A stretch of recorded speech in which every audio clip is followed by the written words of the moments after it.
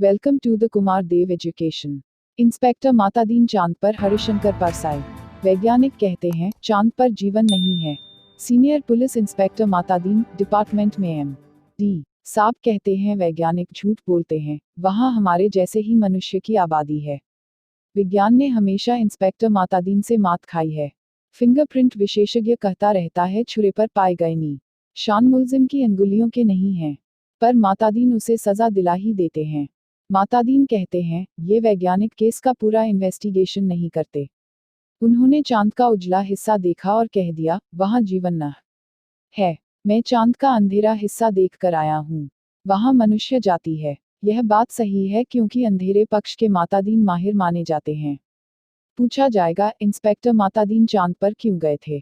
Tourist की हैसियत से या किसी फरार अपराधी को पकड़ने? नहीं, वे भारत की तरफ से सांस्कृतिक आदान प्रदान के अंतर्गत गए थे। चांद सरकार ने भारत सरकार को लिखा था यूं हमारी सभ्यता बहुत आगे बढ़ी है, पर हमारी पुलिस में पर्याप्त सक्षमता नहीं है। वह अपराधी का पता लगाने और उसे सजा दिलाने में अक्सर सफल नहीं होती। सुना है आपके यहाँ रामराज है, मेहरबानी करके किसी पुलिस अफसर को भेजे जो हमारी पुलिस को शिक्षित कर दे। गृहमंत्री ने सचिव से कहा किसी आई.जी. को भेज दो। सचिव ने कहा नहीं सर, आई.जी. नहीं भेजा जा सकता, प्रोटोकॉल का सवाल है। चांद हमारा एक क्षुद्र उपग्रह है, आई.जी. के रैंक के आदमी को नहीं भेजेंगे, किसी सीनियर इंस्पेक्टर को भेज देता हूँ। तय किया गया कि हजारों मामलों के investigating officer senior inspector Matadin को भेज दिया जाए। चांद की सरकार को लिख दिया गया कि आप मातादीन को लेने के लिए पृथ्वी यान भेज दीजिए। पुलिस मंत्री ने मातादीन को बुलाकर कहा तुम भारतीय पुलिस की उज्ज्वल परंपरा के दूत की हैसियत से जा रहे हो। ऐसा काम करना कि सारे अंतरिक्ष में डिपार्टमेंट की ऐसी जय जयकार हो कि पीएम प्रधानमंत्री को भी सुनाई पड़ जाए। मातादीन की यात्रा का दिन आ गया। एक यान अंतरिक्ष अड्डे पर उतरा। मातादीन सबसे विदा लेकर यान की तरफ बढ़े। वे धीरे धीरे कहते जा रहे थे प्रबिसी नगर कीजिए सब काजा, हृदय राखी कौसलपुर राजा। यान के पास पहुंचकर मातादीन ने मुंशी अब्दुल गफूर को पुकारा। मुंशी गफूर ने एड़ी मिलाकर सेल्यूट फटकारा। बोला जी पैक्ट सा, FIR रख दी है जी पैक्ट सा, और रोजनामचे का नमूना जी पैक्ट सा। वे या न में बैठने लगे। हवलदार बलभद्र को बुलाकर कहा हमारे घर में जुचकी के वक्त अपने खिटला पत्नी को मदद के लिए भेज देना। बलभद्र ने कहा जी पैक्ट सा। गफूर ने कहा आप बेफिक्र रहे पैक्ट सा, मैं अपने मकान पत्नी को भी भेज दूंगा खिदमत के लिए। मातादीन ने यान के चालक से पूछा ड्राइविंग लाइसेंस है? जी है साहब। और गाड़ी में बत्ती ठीक है? जी ठीक है। मातादीन ने कहा सब ठीक ठाक होना चाहिए वरना हरामजादे का बीच अंतरिक्ष में चालान कर दूंगा। चंद्रमा से आए चालक ने कहा हमारे यहाँ आदमी से इस तरह नहीं बोलते। मातादीन ने कहा जानता हूँ बे, तुम्हारी पुलिस कमजोर है, अभी मैं उसे ठीक करता हूँ। मातादीन यान में कदम रखा रहे थे कि हवलदार रामजीवन भागता हुआ आया। बोला पैक्टसा SP साहब के घर में से कहे हैं कि चांद से एड़ी चमकाने का पत्थर लेते आना। मातादीन खुश हुए, बोले कह देना बाई साहब से, जरूर लेता आऊंगा। वे यान में बैठे और यान उड़ चला। पृथ्वी के वायुमंडल से यान बाहर निकला ही था कि मातादीन ने चालक से कहा बे हॉर्न क्यों नहीं बजाता? चालक ने जवाब दिया आसपास लाखों मील में कुछ नहीं है। मातादीन ने डांटा मगर रूल इज रूल, हॉर्न बजाता चल। चालक अंतरिक्ष में हॉर्न बजाता हुआ यान को चांद पर उतार लाया। अंतरिक्ष अड्डे पर पुलिस अधिकारी मातादीन के स्वागत के लिए खड़े थे। मातादीन रोब से उतरे और उन अफसरों के कंधों पर नजर डाली। वहां किसी के स्टार नहीं थे, फीते भी किसी के नहीं लगे थे, लिहाजा मातादीन ने एड़ी मिलाना और हाथ उठाना जरूरी नहीं समझा। फिर उन्होंने सोचा मैं यहाँ इंस्पेक्टर की हैसियत से नहीं, सलाहकार की हैसियत से आया हूँ। मातादीन को वे लोग लाइन में ले गए और एक अच्छे बंगले में उन्हें टिका दिया। एक दिन आराम करने के बाद मातादीन ने काम शुरू कर दिया। पहले उन्होंने पुलिस लाइन का मुलाहजा किया। शाम को उन्होंने आई.जी. से कहा आपके यहाँ पुलिस लाइन में हनुमान जी का मंदिर नहीं है? हमारे रामराज में पुलिस लाइन में हनुमान जी हैं। आई.जी. ने कहा हनुमान कौन थे हम नहीं जानते। मातादीन ने कहा हनुमान का दर्शन हर कर्तव्यपरायण पुलिस वाले के लिए जरूरी है। हनुमान सुग्रीव के यहाँ स्पेशल ब्रांच में थे, उन्होंने सीता माता का पता लगाया था। एबक्शन का मामला था दफा 362। हनुमान जी ने रावण को सजा वहीं दे दी। उसकी प्रॉपर्टी में आग लगा दी। पुलिस को यह अधिकार होना चाहिए कि अपराधी को पकड़ा और वहीं सजा दे दी, अदालत में जाने का झंझट नहीं। मगर यह सिस्टम अभी हमारे रामराज में भी चालू नहीं हुआ है। हनुमान जी के काम से भगवान राम बहुत खुश हुए। वे उन्हें अयोध्या ले आए और टॉन ड्यूटी में तैनात कर दिया। वही हनुमान हमारे आराध्य देव हैं। मैं उनकी फोटो लेता आया हूँ। उस पर से मूर्तियां बनवाए और हर पुलिस लाइन में स्थापित करवाए। थोड़े ही दिनों में चांद की हर पुलिस लाइन में हनुमान जी स्थापित हो गए। मातादीन उन कारणों का अध्ययन कर रहे थे जिनसे पुलिस लापरवाह और अलाल हो गई है। वह अपराधों पर ध्यान नहीं देती।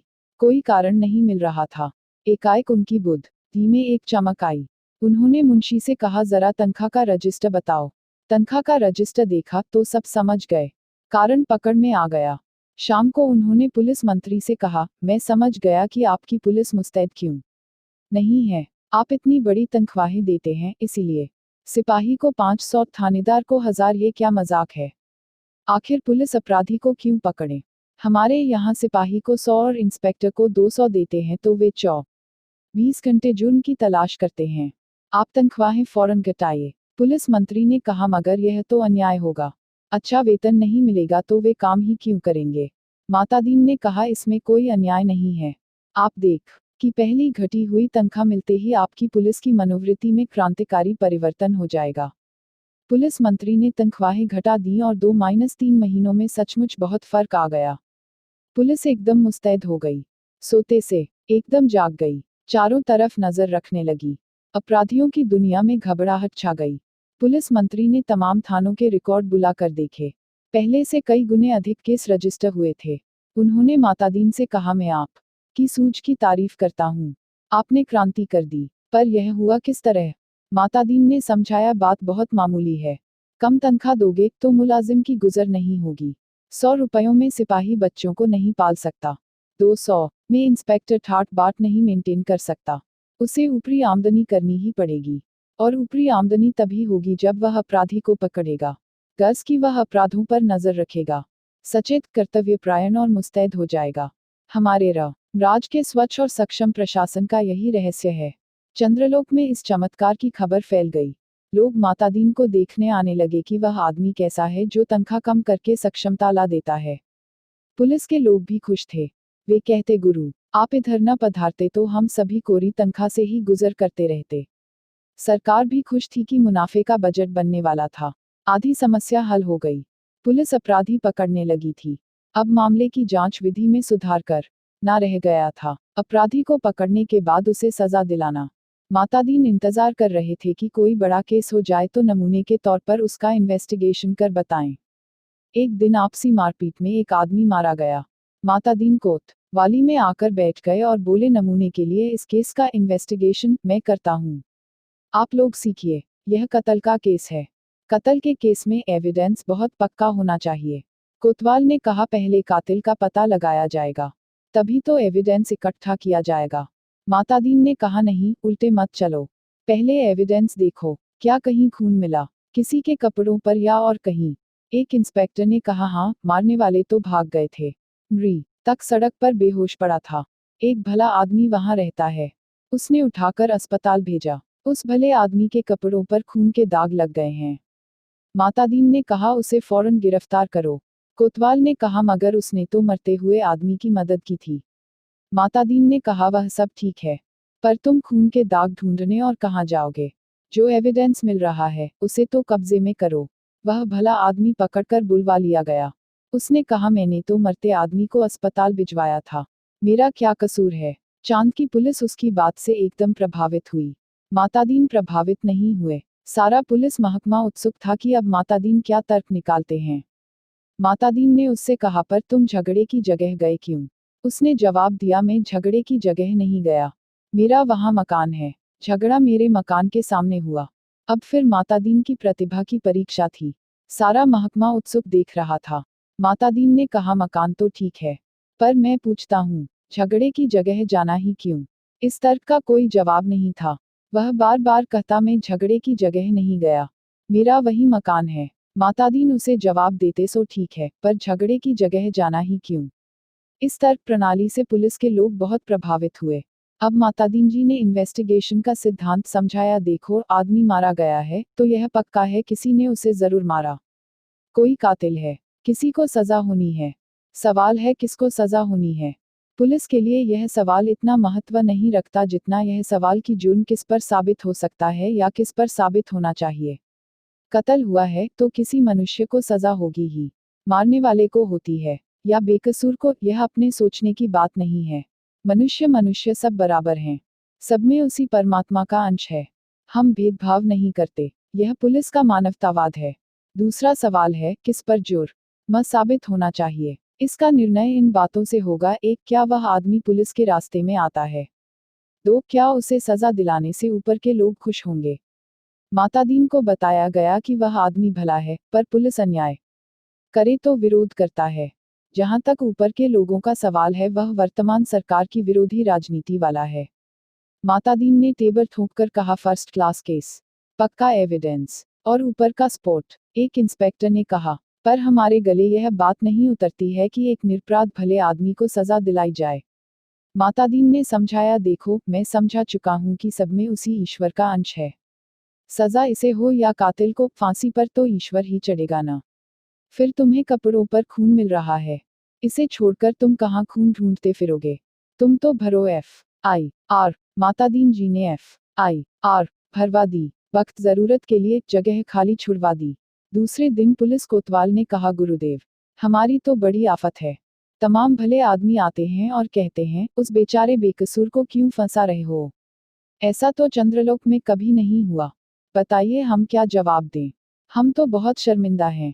मातादीन ने कोतवाल से कहा, घबराओ मत। शुरू में इस काम में आदमी को शर्म आती है, आगे तुम्हें बेकसूर को छोड़ने में शर्म आएगी। हर चीज का जवाब है। अब आपके पास जो आए उससे कह दो, हम जानते हैं वह निर्दोष है, पर हम क्या करें। यह सब ऊपर से हो रहा है। कोतवाल ने कहा, तब वे SP के पास जाएंगे। मातादीन बोले, SP कह दे कि ऊपर से हो रहा है। तब वे IG के पास शिकायत करेंगे। IG भी कहे कि सब ऊपर से हो रहा है। तब वे लोग पुलिस मंत्री के पास पहुंचेंगे। पुलिस मंत्री भी कहेंगे, भैया मैं क्या करूं, यह ऊपर से हो रहा है। तो वे प्रधानमंत्री के पास जाएंगे। प्रधानमंत्री भी कहे कि मैं जानता हूं वह निर्दोष है, पर यह ऊपर से हो रहा है। कोतवाल ने कहा, तब वे। मातादीन ने कहा, तब क्या। तब वे किसके पास जाएंगे। भगवान के पास न, मगर भगवान से पूछकर कौन लौट सका है। कोतवाल चुप रह गया। वह इस महान प्रतिभा से चमत्कृत था। तादीन ने कहा, एक मुहावरा ऊपर से हो रहा है हमारे देश में 25 सालों से सरकारों को बचा रहा है। तुम इसे सीख लो। केस की तैयारी होने लगी। मातादीन ने कहा, अब 4-6 चश्मदीद गवाह लाओ। कोतवाल, चश्मदीद गवाह कैसे मिलेंगे। जब किसी ने उसे मारते देखा ही नहीं तो चश्मदीद गवाह कोई कैसे होगा। मातादीन ने सिर ठोंक लिया, किन बेवकूफों के बीच फंसा दिया गवर्नमेंट ने। इन्हें तो भी नहीं आती। झल्लाकर कहा, चश्मदीद गवाह किसे कहते हैं जानते हो। चश्मदीद गवाह वह नहीं है जो देखे, बल्कि वह है जो कहे कि मैंने देखा। कोतवाल ने कहा, ऐसा कोई क्यों कहेगा। मातादीन ने कहा, कहेगा। समझ में नहीं आता कैसे डिपार्टमेंट चलाते हो।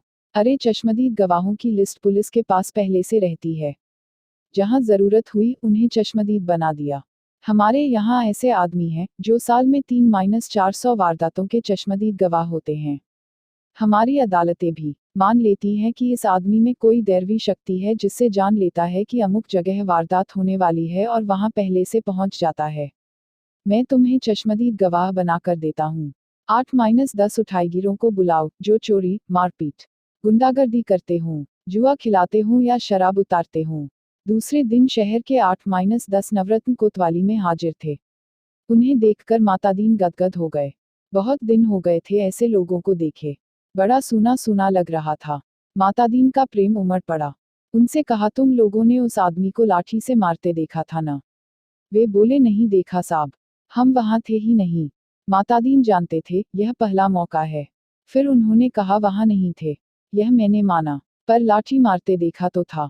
उन लोगों को लगा कि यह पागल आदमी है, तभी ऐसी उटपटांग बात कहता है। वे हंसने लगे। मातादीन ने कहा, हंसो मत, जवाब दो। वे बोले, जब थे ही नहीं तो कैसे देखा। मातादीन ने गुर्रा कर देखा। कहा, कैसे देखा, सो बताता हूँ। तुम लोग जो काम करते हो सब इधर दर्ज है। हर एक को कम से कम 10 साल जेल में डाला जा सकता है। तुम ये काम आगे भी करना चाहते हो या जेल जाना चाहते हो? वे घबराकर बोले, साब, हम जेल नहीं जाना चाहते। मातादीन ने कहा, ठीक, तो तुमने उस आदमी को लाठी मारते देखा? देखा न। वे बोले, देखा साब। वह आदमी घर से निकला और जो लाठी मारना शुरू किया तो वह बेचारा बेहोश होकर सड़क पर गिर पड़ा। मातादीन ने कहा, ठीक है, आगे भी ऐसी वारदातें देखोगे? वे बोले, साब, जो आप कहेंगे सो देखेंगे। कोतवाल इस चमत्कार से थोड़ी देर को बेहोश हो गया। होश आया तो मातादीन के चरणों पर गिर पड़ा। मातादीन ने कहा, हटो, काम करने दो। कोतवाल पांवों से लिपट गया। कहने लगा, मैं जीवन भर इन श्रीचरणों में पड़ा रहना चाहता हूँ। मातादीन ने आगे की सारी कार्यप्रणाली तय कर दी। FIR बदलना, बीच में पन्ने डालना, रोजनामचा बदलना, गवाहों को तोड़ना, सब सिखा दिया। उस आदमी को 20 साल की सजा हो गई। चांद की पुलिस शिक्षित हो चुकी थी। धड़ाधड़ केस बनने लगे और सजा होने लगी। चांद की सरकार बहुत खुश थी। पुलिस की ऐसी मुस्तैदी भारत सरकार के सहयोग का नतीजा था। चांद की संसद ने एक धन्यवाद का प्रस्ताव पास किया। एक दिन मातादीन जी का सार्वजनिक अभिनंदन किया गया। वे फूलों से लदे खुली जीप पर बैठे थे। आसपास जय जयकार करते हजारों लोग। वे हाथ जोड़कर अपने गृहमंत्री की स्टाइल में जवाब दे रहे थे। जिंदगी में पहली बार ऐसा कर रहे थे, इसलिए थोड़ा अटपटा लग रहा था। 26 साल पहले पुलिस में भर्ती होते वक्त किसने सोचा था कि एक दिन दूसरे लोक में उनका ऐसा अभिनंदन होगा। वे पछताए, अच्छा होता कि इस मौके के लिए कुर्ता, टोपी और धोती ले आते। भारत के पुलिस मंत्री टेलीविजन पर बैठे यह दृश्य देख रहे थे और सोच रहे थे, मेरी सद्भावना यात्रा के लिए वातावरण बन गया। कुछ महीने निकल गए। एक दिन चांद की संसद का विशेष अधिवेशन बुलाया गया। बहुत तूफान खड़ा हुआ। गुप्त अधिवेशन था, इसलिए रिपोर्ट प्रकाशित नहीं हुई, पर संसद की दीवारों से टकराकर कुछ शब्द बाहर आए। सदस्य गुस्से से चिल्ला रहे थे। कोई बीमार बाप का इलाज नहीं कराता। डूबते बच्चों को कोई नहीं बचाता। जलते मकान की आग कोई नहीं बुझाता। आदमी जानवर से बदतर हो गया। सरकार फौरन इस्तीफा दे। दूसरे दिन चांद के प्रधानमंत्री ने मातादीन को बुलाया। मातादीन ने देखा, वे एकदम बूढ़े हो गए थे। लगा, ये कई रात सोए नहीं हैं। रुनैसे होकर प्रधानमंत्री ने कहा, मातादीन, हम आपके और भारत सरकार के बहुत आभारी हैं। अब आप कल देश वापस लौट जाइए। मातादीन ने कहा, मैं तो टर्म खत्म करके ही जाऊंगा। प्रधानमंत्री ने कहा, आप बाकी टर्म का वेतन ले जाइए, डबल ले जाइए, तिबल ले जाइए। मातादीन ने कहा, हमारा सिद्धांत है, हमें पैसा नहीं, काम प्यारा है। आखिर चांद के प्रधानमंत्री ने भारत के प्रधानमंत्री को एक गुप्त पत्र लिखा। चौथे दिन मातादीन को वापस लौटने के लिए अपने IG का ऑर्डर मिल गया। उन्होंने SP साहब के घर के लिए एड़ी चमकाने का पत्थर यान में रखा और चांद से विदा हो गए। उन्हें जाते देख पुलिस वाले रो पड़े। बहुत अरसे तक यह रहस्य बना रहा कि आखिर चांद में ऐसा क्या हो गया कि मातादीन को इस तरह एकदम लौटना पड़ा। चांद के प्रधानमंत्री ने भारत के प्रधानमंत्री को क्या लिखा था? एक दिन वह पत्र खुल ही गया। उसमें लिखा था, इंस्पेक्टर मातादीन की सेवाएं हमें प्रदान करने के लिए अनेक धन्यवाद, पर अब आप उन्हें फौरन बुला लें। हम भारत को मित्र देश समझते थे, पर आपने हमारे साथ शत्रुवत व्यवहार किया है। हम भोले लोगों से आपने विश्वासघात किया है। आपके मातादीन ने हमारी पुलिस को जैसा कर दिया है, उसके नतीजे ये हुए हैं। कोई आदमी किसी मरते हुए आदमी के पास नहीं जाता, इस डर से कि वह कत्ल के मामले में फंसा दिया जाएगा। बेटा बीमार बाप की सेवा नहीं करता। वह डरता है, बाप मर गया तो उस पर कहीं हत्या का आरोप नहीं लगा दिया जाए। घर जलते रहते हैं और कोई बुझाने नहीं जात। डरता है कि कहीं उस पर आग लगाने का जुर्म कायम न कर दिया जाए। बच्चे नदी में डूबते रहते हैं और कोई उन्हें नहीं बचाता, इस डर से कि उस पर बच्चों को डुबाने का आरोप न लग जाए। सारे मानवीय संबंध समाप्त हो रहे हैं। मातादीन जी ने हमारी आधी संस्कृति नष्ट कर दी है। अगर वे यहाँ रहे तो पूरी संस्कृति नष्ट कर देंगे। उन्हें फौरन रामराज में बुला लिया जाए।